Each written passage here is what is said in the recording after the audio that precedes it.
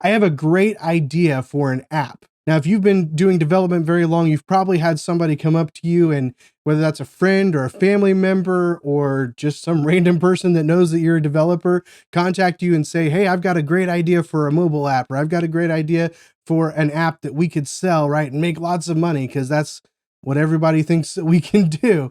But if you are a developer, even as a junior developer, you're probably hearing people give you some of those ideas, or you might be having some of those ideas yourself. And today I want to talk about three crucial questions that you need to ask yourself or you need to ask that potential client before you jump into a project. Hey, Junior Devs, Dev Mentor Dave here, helping you bridge the gap from learning to code to launching a successful career. And as developers, launching that successful career largely depends on our ability to ask the right questions. Now, there are lots and lots of questions that you could ask. In fact, we're going to talk about more questions that you can ask in the future here in just a little bit. But I want to talk about three really, really important questions that you need to ask someone when they come up and they have that twinkle in their eye and they have that statement that they've got a great idea. So the first question that you need to ask is, are you really serious?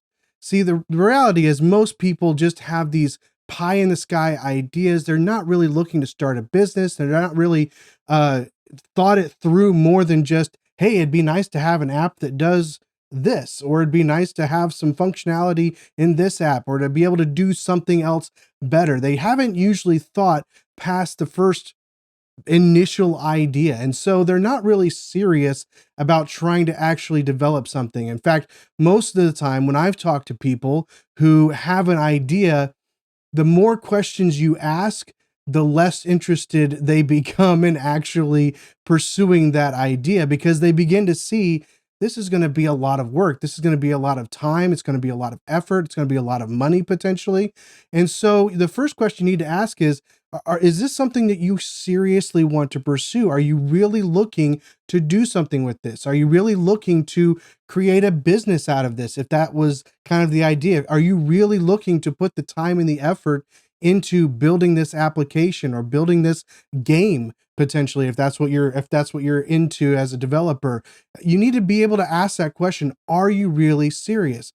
Because really at the end of the day, most people are not serious. They like the idea of having ideas, and they like the idea of making money from their ideas, but most of them simply are not patient enough to really even sit down through the planning process and figure out what it's going to take to get this application off the ground. The second question you need to ask is, do you have any competition? The one thing they typically don't think about is, do they have any competition? They just think, this would be really great. And I know that I would enjoy this, or I know that I would use this, or I know that this would be really beneficial. And they make the assumption that because they have the idea that there's going to be a market for it, and that they're going to be able to outdo the other competition because their idea is just smarter than everybody else.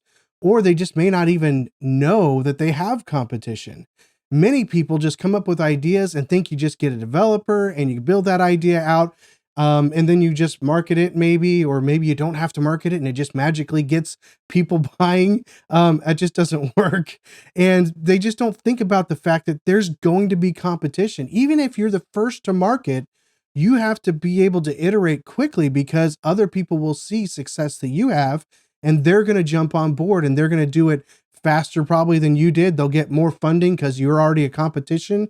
So you need to ask them, what's their competition? Do they have any competition? Because you need to know what that competition is doing. You need to be able to evaluate the pros of that competition, the cons of that competition, figure out how you can separate your application apart from their competition. And unfortunately, most people haven't even thought that far ahead. They've just come up with this idea, and maybe they're serious about pursuing it, but they haven't taken that next step to decide, is there any competition? Because if you've got competition, it's going to be much more work for you as a developer to make sure that you build something better, something that's going to actually compete with that competition. So they need to be serious about pursuing a project. They need to actually know who their competition is and how they can go about being different from that competition. And then most importantly, they need to have some money. Now, I'll be perfectly honest with you. I have made this mistake many, many times in my career, both as a junior developer and as a senior developer. I've made the mistake of working for equity. Now, have some people actually done very well working for equity? Absolutely. I'm not saying you should never work for equity. What I am saying is that most of the time that doesn't work out. I've worked on many different projects where I was the only developer or one of a very few developers, and we were being paid with equity. We weren't being paid any actual money out of pocket. And we spent hours and hours and hours and months of work working on these projects and had nothing to show for it, largely because the people who were on the business side really didn't know what they were doing. So I want to encourage you, if you take on a project, take on projects that are going to pay you cash. Yes, you can even take one maybe that's split between cash and equity, but always get paid for your work that you're putting in. Yes, even as a junior developer, get paid for the work that you're putting in. Now, are there times where you can do something for a 501c3, for a charitable organization for free? Yes, you can do that. But I would say for most projects, especially the ones that come to you and they say, we're going to build a business, do it for pay. If they are not willing to put up capital to pay you for the work that you're going to put in, there's a very high likelihood that that business is not going to get off the ground. So that's the three most crucial questions that you need to ask. But there's lots of other questions that you should be asking as well.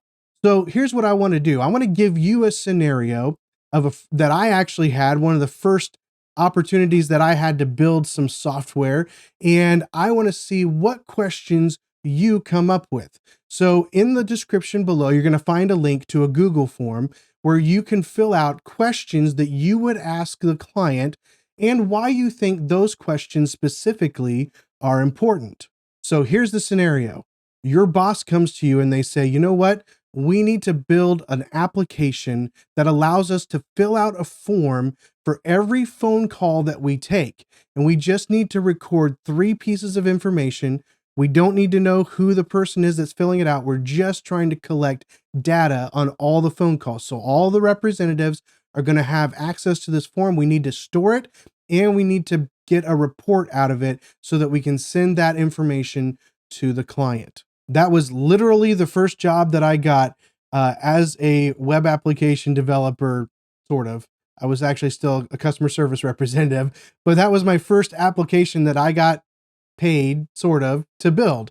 And so I want to know, what other questions would you ask? Obviously, those 3 big questions were fulfilled automatically because I was already working for the company full time as an employee. But that first question was, are you serious? Yeah, they were very serious. They needed this in order to fulfill an obligation to a client. That second question was answered because there was no competition, so we didn't have to worry about any competition for that application. And then thirdly, well, they were paying my salary, so that's all it took. So now that you've heard the scenario, what questions would you ask the potential client before moving forward, before saying, yes, I'll do that, or yes, I can do that? Maybe there's some questions that might disqualify you. What are the questions that you think are important that you should ask? And then tell me why you think those are important. Now, you can leave those questions in the comment section below, or you can fill out the Google form that is attached, and we'll actually review some of these questions in an upcoming video, hopefully in the next week or 2. Hey, I hope this has been a help to you on your journey as a junior developer. And if so, if you click the like button, I would greatly appreciate it, as it tells YouTube that people are interested in this, and then hopefully we'll tell other people about it. And then if you're not subscribed, click the subscribe button so you get notified the next time I upload a video. I'll see you on the next one.